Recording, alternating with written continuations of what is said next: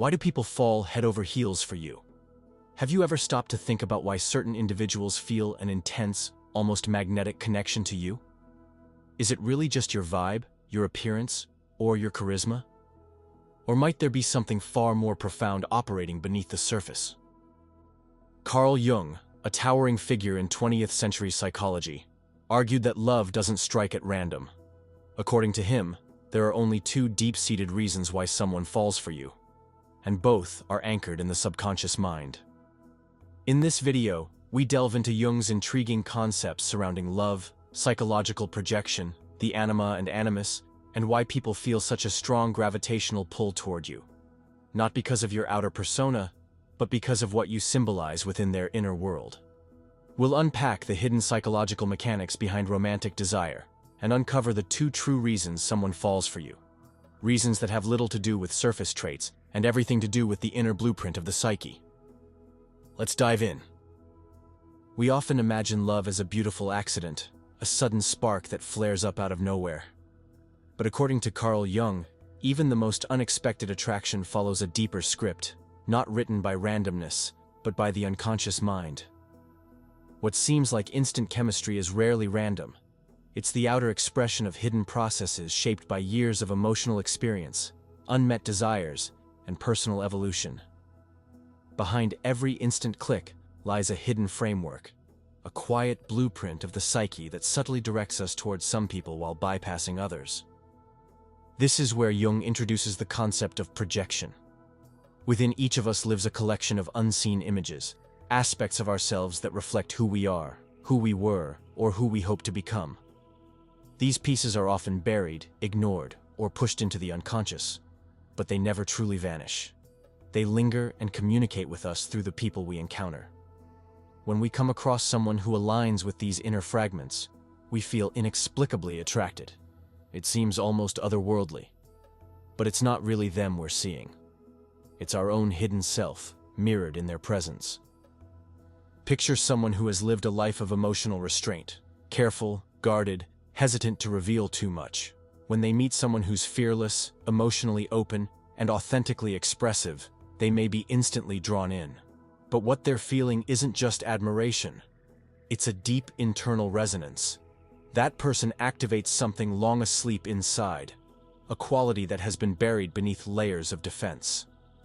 The attraction is authentic, but the real magnetism comes from the unconscious calling forth what's needed for growth. The same applies the other way around. Someone might fall in love with you not because of the traits you display outwardly, but because you unconsciously represent a part of them that's been missing. A feeling, a strength, or a way of being they've been yearning for. You become a mirror for what they lack, a living symbol of something essential inside them that hasn't yet come to light. Like the man who always ends up playing the rescuer in his relationships, constantly fixing, supporting, and saving. Not because he truly wants to, but because he's afraid that without being needed, he won't be loved. What he sees in others isn't just vulnerability. It's a call from his own wounded self.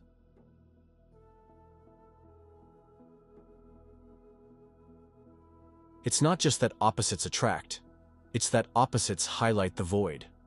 A logical thinker might be mesmerized by someone deeply in tune with their emotions. A quiet, introspective person may fall hard for someone outgoing and full of energy. A rule follower might find chaos intoxicating, but that fascination can quickly turn into emotional reliance. If they don't realize that what they admire in you is actually a dormant part of themselves, they may attach to you not out of true love, but from a hidden inner craving. And the moment that craving shifts, or the moment you shatter their illusion by simply being human, the spark may vanish. That's the trap of projection. It crafts a false sense of intimacy that often crumbles under the weight of truth. And when the illusion falls apart, so does the love it sustained. But Jung didn't stop with projection. He expanded on it with his idea of the anima and animus, powerful archetypal representations of the opposite sex that dwell within the unconscious. According to Jung, every man carries an inner image of the feminine, called the anima, while every woman holds a deep-seated image of the masculine, known as the animus. These aren't just personal tastes or gender roles learned from society. They are universal psychic patterns, shaped by early relationships, especially those with parents, and by cultural, mythological, and collective notions of femininity and masculinity. Over time, these inner images become emotionally loaded templates. We're often unaware of them, until one day we meet someone who seems to perfectly match them. When that happens, the emotional pull can be intense.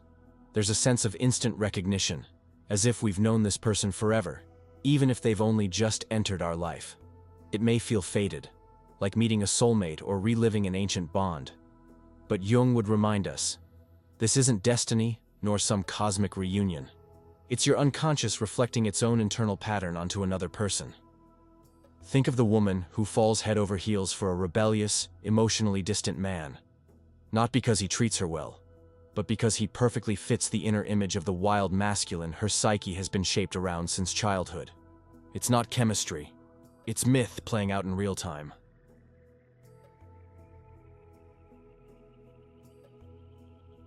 You reflect a hidden internal image they've held for years, not necessarily in appearance or personality, but in energy, in essence. You awaken a psychological pattern embedded deep within them, which is why the connection feels so sudden and intense. The truth is, it's not really about you. It's about what you've come to represent in their inner world. And here's where it gets complicated. When someone falls for an inner image that they've unknowingly projected onto you, they're not falling for the real person. They're falling for an ideal, a dream, a mental symbol. You become the canvas for a fantasy that existed long before you ever showed up. But as your true self begins to appear, with all the contradictions, imperfections, and depth that come with being human, that illusion starts to fall apart. What once felt sacred becomes confusing. What once felt flawless becomes difficult. Tension arises. Disappointment creeps in, and the fantasy collapses under the pressure of reality. This is why so many intense love stories begin in ecstasy and unravel in emotional chaos. They weren't grounded in real connection, but in the unconscious mind, trying to act out an internal myth. And no real person can ever fully embody a psychological archetype forever. Love this kind of deep, mind-bending content? Then don't just watch. Subscribe and unlock the hidden forces shaping your emotions, your relationships, and your inner world. The answers you've been seeking might be one video away. Even though projection often brings heartache and confusion, Jung didn't view it as a mistake. In fact, he saw it as a necessary part of psychological evolution. Love, in his view, isn't just a feeling. It's a force for inner change. Everyone we fall for acts as a mirror, showing us something vital about ourselves. Some reflect untapped potential. Others bring our fears to the surface. Some ignite our creativity. Others stir our self-doubt. But all of them share the same hidden function: to push us forward on the path of individuation, the process of becoming a whole, integrated self. When someone falls in love with you, they may think they've discovered something magical in you. And they have. But the real magic is what you stir awake within them. You're more than a person in their story. You're a symbol, a shift, a doorway into their own psyche. And the same goes for you. The people you fall for, especially the ones who shake your core, break your heart, or change your life, aren't coincidences. They carry significance. They are psychological messengers, sent to trigger your inner transformation. Some come to awaken what's been sleeping inside. Others arrive to challenge your resistance. And some simply reflect back who you are, clearly or distorted, depending on your readiness to see it. Not all love stories are built to endure. Some exist to disrupt. Some are meant to shatter old cycles and set the stage for something new. Jung referred to these powerful encounters as synchronistic events, experiences that may seem unrelated on the surface, but are packed with deep personal meaning. When someone enters your life at just the right moment and stirs something intense inside you, it's likely not random. It's a signal that both your unconscious and theirs were prepared, and that the encounter itself marks the beginning of transformation. These moments aren't accidents, not even the ones that hurt, not even the ones that leave lasting wounds. In fact, those are often the most important of all. Like the person who met the love of their life just after a major loss. A moment that seemed random, but felt fated. That meeting wasn't an escape from grief. but a synchronistic nudge from the unconscious. A sign that healing could begin not through logic, but through connection. So, why do people fall in love with you? Because you either mirror something they're deeply missing or awaken something they've long buried. Either way, the love isn't truly about you. It's about the psyche trying to evolve. Like the woman who keeps falling for emotionally unavailable men, only to realize she's projecting her need for validation onto them. It's never really about them. It's about her unconscious trying to resolve an old emotional wound by recreating the pattern, hoping this time it ends differently. And the same goes for you. You're drawn to people who reflect your missing pieces, who embody your internal images, who, whether they know it or not, hold the key to your next phase of growth. But without insight into these dynamics, you risk staying stuck, endlessly pulled toward the same patterns, reliving the same relationship dynamics, and mistaking repetition for bad luck. You might think love keeps failing you, when in truth, your unconscious is simply replaying a lesson you've yet to learn. Jung's solution? Awareness. When you begin to recognize your projections, inner archetypes, and emotional loops, you stop searching for someone to fill your gaps, and start filling them yourself. From there, love changes. It's no longer built on illusion or fear. It becomes authentic, rooted, and liberating. Like the person who, after years of toxic patterns, finally sees the common thread, their own fear of abandonment, and chooses to stop chasing love and start building it from within. That shift doesn't happen overnight. But when it does, love stops feeling like survival and starts feeling like freedom. Because at its core, the most profound love isn't about discovering someone flawless. It's about bringing to life the hidden parts of yourself that have longed for recognition. You don't just fall for another person.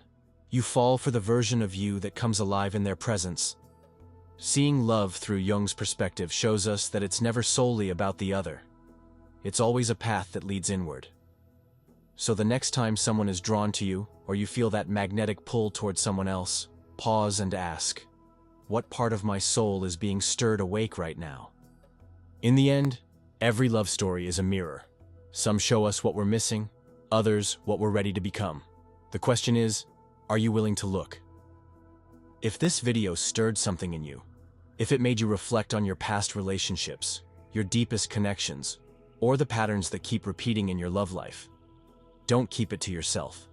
Share your story in the comments. What have you realized? What part of yourself has love revealed to you? This isn't just a conversation. It's a space for self-discovery. Your insight could be the mirror someone else needs. If something in this video made you stop and think about yourself, your choices, or the patterns playing out in your life, don't keep it to yourself. Share your thoughts in the comments. What did it awaken in you? What part of your inner world did it help you see more clearly? This channel isn't just about information, it's about transformation.